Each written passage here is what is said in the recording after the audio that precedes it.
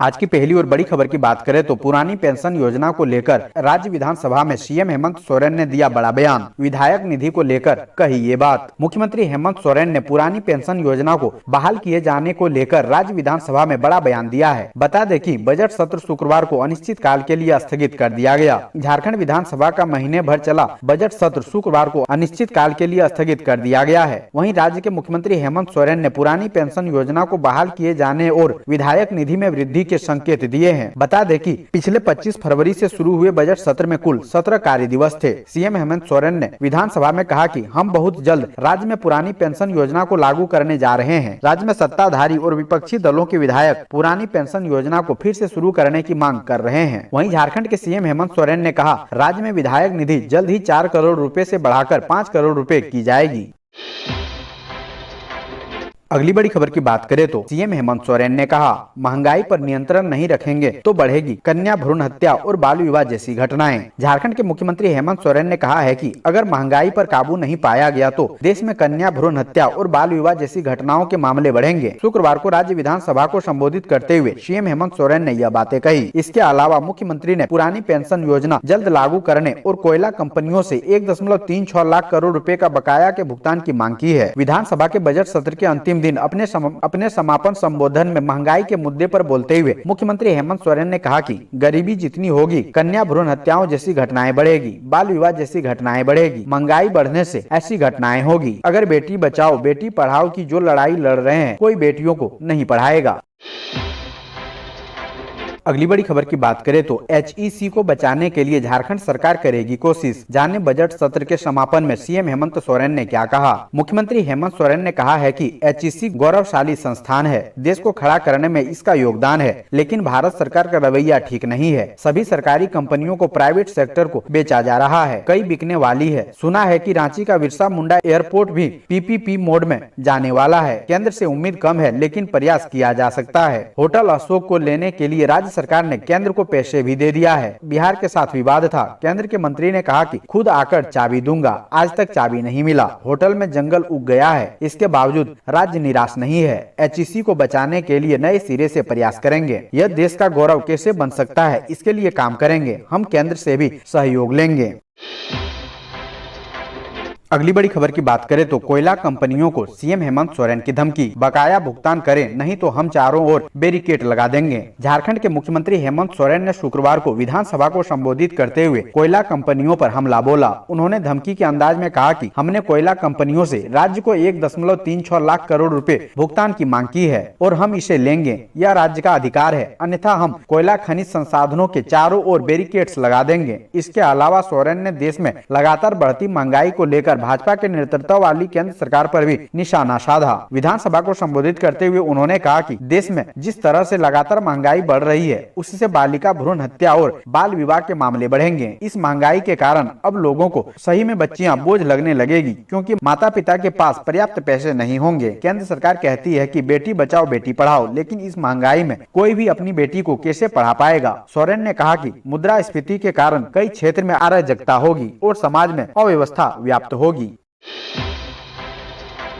अगली बड़ी खबर की बात करें तो झामुमो उलगुलान ने मुख्यमंत्री को बताया मूलवासी विरोधी, कांग्रेस के हाथों खेल रहे हेमंत सोरेन। झारखंड में 1932 के खतियान के आधार पर स्थानीय नीति और नियोजन नीति को लेकर राजनीतिक माहौल गर्म है। इस मुद्दे पर मुख्यमंत्री हेमंत सोरेन ने अपना स्टैंड बदल लिया है। पहले भाजपा सरकार के समय बनाई गई स्थानीय नीति का विरोध करते थे, खुद 1932 के खतियान के आधार पर स्थानीय नीति बनाने की मांग करते थे। अब इसे लागू करने में कानूनी अड़चन बता रहे हैं। मुख्यमंत्री ने विधानसभा में कहा है कि खतियान के आधार पर नई नीति बनाने पर कोर्ट खारिज कर देगा। इसके बाद मुख्यमंत्री झारखंड नामधारी दलों के निशाने पर आ गए हैं। अगली बड़ी खबर की बात करें तो रेल कर्मचारियों के लिए खुशखबरी, 1100 की प्रोन्नति को धनबाद डीआरएम ने दिखाई हरी झंडी। धनबाद रेल मंडल के 1100 कर्मचारियों को प्रमोशन मिलेगा। इसके साथ ही 350 सीनियर लोको पायलट को प्रमोशन देकर सेंटर बनाया जाएगा। डीआरएम आशीष बंसल के साथ हुई ईस्ट सेंट्रल रेलवे कर्मचारी यूनियन की वार्ता तंत्र PNM बैठक में इन मांगों को हरी झंडी दे दी गई है। कर्मचारियों के प्रमोशन से जुड़े मामलों में रेल प्रशासन ने बताया कि जल्द ही प्रमोशन को कार्य रूप दिया जा रहा है। अगली बड़ी खबर की बात करें तो देश के टॉप 332 स्कूलों की सूची में झारखंड के 24 विद्यालय शामिल। एजुकेशन वर्ल्ड इंडिया ने सी फोर्स के सहयोग से वर्ष 2021-22 के लिए देश भर के 332 निजी स्कूलों की रैंकिंग जारी की है। इसका कारण सरकारी स्कूलों में मूलभूत सुविधाओं और शिक्षकों की कमी बताई जाती है। विभिन्न श्रेणी के आधार पर जारी की गई इस रैंकिंग में को एजुकेशन की श्रेणी में झारखंड के 24 स्कूलों को जगह दी गई है। इसमें रांची के 6 स्कूल शामिल है। डीपीएस रांची देश भर के को एजुकेशन स्कूलों में 61वें स्थान पर है, जबकि टॉप 250 स्कूलों में रांची के 5 स्कूल शामिल हैं। अगली बड़ी खबर की बात करें तो पेट्रोल डीजल के मूल्य फिर बढ़े। देश भर में पेट्रोल और डीजल के दामों में उबाल जारी है। विगत 5 दिनों में इसकी कीमतें रॉकेट की तेजी से ऊपर की ओर भाग रही है। पेट्रोल उत्पादकों में लगातार मूल्यवृद्धि से आम आदमी हतप्रभ है, क्योंकि इसका असर अब महंगाई पर भी पड़ने लगा है। सरकारी तेल कंपनियों ने शनिवार 26 मार्च को भी पेट्रोल डीजल की कीमतों में प्रति लीटर क्रमशः 81 और 83 पैसे की वृद्धि कर दी है। इस प्रकार 22 मार्च से लेकर अब तक पेट्रोल में 3.25 रुपए और डीजल में 3.35 रुपए प्रति लीटर की बढ़ोतरी हो चुकी है। अगली बड़ी खबर की बात करें तो झारखंड के 5 जिलों में पकड़ी गई बीज खरीदारी में 25 करोड़ की गड़बड़ी। ऐसे हुआ मामले का खुलासा। टारगेटिंग राइस फेलो एरिया योजना में मूंग, चना, सरसों, मसूर, तीसी सहित अन्य सामग्री की खरीदारी में भारी गड़बड़ी हुई है। राज्य के 5 जिलों में जांच के दौरान बिना आपूर्ति आदेश के ही बीज की आपूर्ति करने, कागज में आपूर्ति दिखाने और दूसरे आपूर्तिकर्ताओं के बदले आपूर्ति कराने के संबंधित मामले पकड़ में आए हैं। बीज की आपूर्ति और वितरण से संबंधित अधिकतर बिल को तत्कालीन जिला कृषि पदाधिकारियों ने पारित ही नहीं किया है। केंद्र प्रायोजित इस योजना पर सरकार 2017 से 20 तक की अवधि में 25 करोड़ रुपए की सामग्री खरीद चुकी है, लेकिन अब तक किसी भी सप्लायर को भुगतान नहीं किया जा सका है। अगली बड़ी खबर की बात करें तो दुमका से रांची, पटना व कोलकाता के लिए शुरू होगी विमान सेवा। झारखंड में रहने वाले लोगों के लिए अच्छी खबर आ रही है। ताजा रिपोर्ट के मुताबिक झारखंड के दुमका एयरपोर्ट से बहुत जल्द रांची, पटना व कोलकाता के लिए विमान सेवा शुरू की जा सकती है। इसको लेकर तेजी के साथ तैयारी की जा रही है। खबर के अनुसार दुमका के विधायक बसंत सोरेन द्वारा विधानसभा में पूछे गए सवाल पर झारखंड सरकार ने जवाब दिया है कि रांची, पटना और कोलकाता के लिए सीधी उड़ान सेवा के लिए केंद्र सरकार द्वारा एयरलाइंस से प्रस्ताव आमंत्रित किए जा रहे हैं। आपको बता दें कि केंद्र सरकार द्वारा योग्य एयरलाइंस के चयन के बाद दुमका हवाई अड्डा से नियमित उड़ान सेवा शुरू की जाएगी। अगली बड़ी खबर की बात करें तो भीम आर्मी ने कहा SC/ST मामलों में नहीं होती कार्रवाई। आए दिन दलितों पर अत्याचार बढ़ रहा है। हाल के दिनों में धनबाद में दलित प्रताड़ना की कई घटनाएं हुई है। पुलिस इन मामलों में कोई कार्रवाई नहीं करती। यह बातें भीम आर्मी भारत एकता मिशन के जिलाध्यक्ष लोकेश कुमार रवि ने कही। वह शुक्रवार को रणधीर वर्मा चौक पर भीम आर्मी के धरना को संबोधित कर रहे थे। रवि ने कहा कि कतरास थाना क्षेत्र के रहने वाले सुमित तुरी की 4 दिसंबर 2021 को धनबाद मंडल कारा में मौत हो गई थी। पीड़ित परिवार का आरोप है कि 4 दिनों तक कतरास थाना में रखकर उसकी बुरी तरह पिटाई की गई थी। इस कारण जेल में उसकी मृत्यु हो गई। इसकी लिखित शिकायत SSP और SP को दी गई। SSP कार्यालय का घेराव भी किया गया था, लेकिन अभी तक किसी प्रकार की कार्रवाई नहीं की गई है और न ही पीड़ित परिवार को मुआवजा मिला है।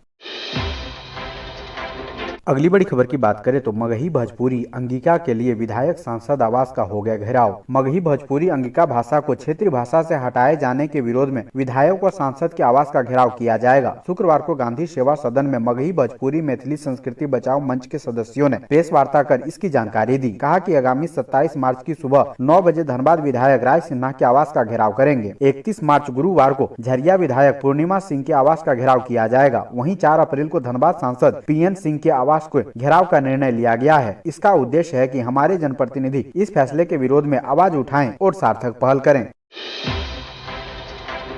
अगली बड़ी खबर की बात करें तो रिम्स में डॉक्टरों का बड़ा गड़बड़झाला। जांच के नाम पर रिम्स को लगाया जा रहा हर महीने करीब 50 लाख का चूना। झारखंड के सबसे बड़े सरकारी अस्पताल रिम्स में निजी जांच एजेंसी को लाभ पहुंचाने का खेल चल रहा है। हैरत की बात यह है कि रिम्स में चल रहे इस खेल में कमोबेश रिम्स के सभी डॉक्टर शामिल हैं। जांच के नाम पर रिम्स को हर महीने करीब 50 लाख रुपए का चूना लगाया जा रहा है। रिम्स के जनसंपर्क अधिकारी डॉक्टर दीपेश कुमार सिन्हा ने भी रिम्स को होने वाली घाटे की बात को स्वीकार किया है और इस पर कार्रवाई का आश्वासन दिया है। दरअसल रिम्स में इलाज के लिए आने वाले मरीजों की सुविधा के लिए पूर्ववर्ती सरकार ने मेडाल नाम की निजी जांच एजेंसी के साथ एक करार यानी MOU किया था, जिसके तहत वैसे किसी भी पैथोलॉजिकल जांच जिसकी सुविधा रिम्स में नहीं है उसके लिए मरीज मेडाल में जांच करवा सकते हैं। रिम्स की तरह मेडाल में भी सामान्य मरीजों को निर्धारित कम दर पर जांच और वैसे मरीज जिसकी पात्रता निःशुल्क जांच की है, उसके लिए मेडाल में निःशुल्क जांच की बात कही गई। एमओयू में यह भी स्पष्ट था कि निःशुल्क जांच के बदले मेडाल को झारखंड सरकार भुगतान करेगी। इसी बात का गलत इस्तेमाल किया जा रहा है। अगली बड़ी खबर की बात करें तो आजसू नेता को अपराधियों ने मारी गोली, अस्पताल में चल रहा इलाज, जांच में जुटी पुलिस। आजसू पार्टी के जिला उपाध्यक्ष और जय हो सेवा संस्थान के संस्थापक अध्यक्ष राजकिशोर कुशवाहा पर शनिवार तड़के अपराधियों ने घात लगाकर गोली चलाई। इसमें उनके कंधे में गोली लगने की खबर है। गोली लगने से घायल राजकिशोर कुशवाहा को बेहतर इलाज के लिए रांची के मेडिका हॉस्पिटल में भर्ती कराया गया है। घटना की सूचना मिलते ही बुंडू पुलिस उसके घर पर पहुंची और जांच में जुट गई है। घटना के संदर्भ में मिली जानकारी के मुताबिक प्रतिदिन की तरह राजकिशोर कुशवाहा सुबह 4 बजे उठकर अपने 2 श्वान को घर से बाहर रोड के आसपास टहलने निकले थे। अपराधियों ने योजनाबद्ध तरीके से झाड़ी से छिपकर उन पर गोली चला दी। गोली कंधे में लगी, इससे वे गिर पड़े। गोली चलाने की आवाज से आसपास के लोग इकट्ठा होकर आक्रोशित हो उठे। गोली लगने से घायल आजसू नेता को तुरंत इलाज के लिए रांची के मेडिका अस्पताल में लाया गया, जहां पर उनका इलाज चल रहा है। अगली बड़ी खबर की बात करें तो झारखंड के इस जिले में जल्द होगी अल्पसंख्यक शिक्षकों की नियुक्ति, प्रशासन ने मांगी रिक्त पदों की सूची। राज्य के गैर सरकारी सहायता प्राप्त प्राथमिक स्कूलों में शिक्षकों की नियुक्ति होगी। जमशेदपुर जिले के प्राथमिक अल्पसंख्यक स्कूल 57 है, जिसमें 600 शिक्षकों के पद रिक्त हैं, लेकिन 222 शिक्षकों से पठन पाठन का काम चल रहा है। शिक्षकों के 378 पद रिक्त हैं। हालांकि ऐसे स्कूलों में कम बच्चे हैं, इसलिए सभी खाली पदों पर बहाली नहीं होगी। जिला शिक्षा विभाग से मिली जानकारी के अनुसार 60 पदों पर बहाली की संभावना है। फिलहाल शिक्षक छात्र की सूची विभाग ने मांगी है। स्कूल प्रबंधन समिति द्वारा सौंपी सूची के आधार पर शिक्षकों की बहाली होगी।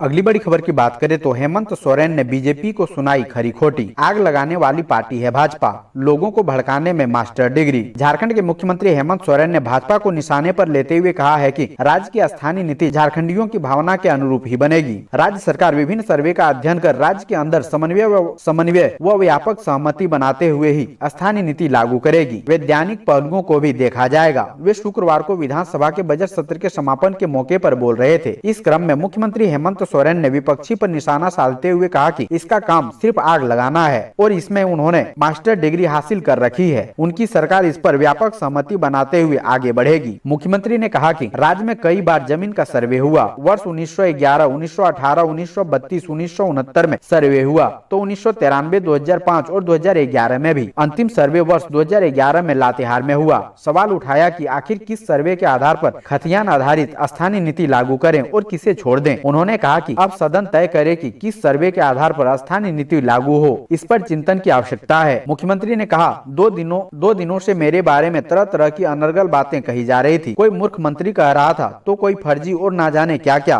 विपक्ष ने हमारे कुछ भाइयों को साथ रखकर उनके कंधे पर बंदूक रखकर अपना उल्लू साधने का काम किया, इसलिए अब इसके पास 30% ही बच गए। अगले सत्र में वे भी नहीं रहेंगे।